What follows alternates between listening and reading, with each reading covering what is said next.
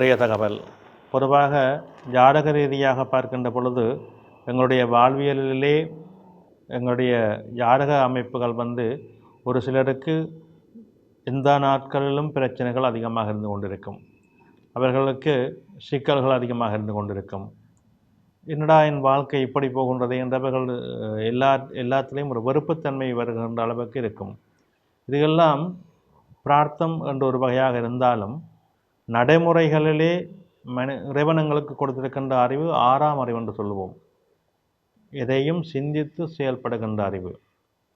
நமக்கு ஒரு பிரச்சனை வருகிறது என்றால் அது எதன் மூலம் வருகின்றது, ஏன் வருகின்றது, தினமும் ஏன் இப்படி சிக்கல்கள் வருகின்றது என்பதை முதலில் தெளிவுபடுத்த வேண்டும்.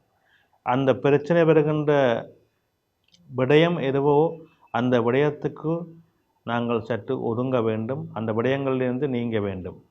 எம்மை நாம் காப்பாற்றிக் கொள்வதற்குரிய வழிவகைகளை நாமே தேடிக்கொள்ள வேண்டும்.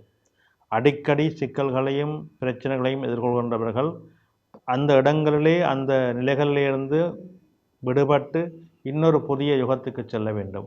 இந்த அனுபவங்களை கொண்டுதான் அந்த இடத்திலே எங்களை நாங்கள் காப்பாற்றிக் கொள்ள முடியும்.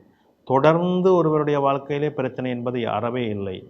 ஒரு காலகட்டத்திலே இருந்தாலும் அதை சமாளிக்கின்ற அறிவை இறைவன் எங்களுக்கு தந்திருக்கின்றான்.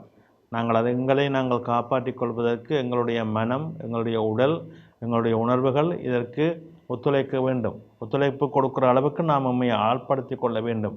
அதற்குரிய யோகா பயிற்சிகள், தியானங்கள் செய்ய வேண்டும்.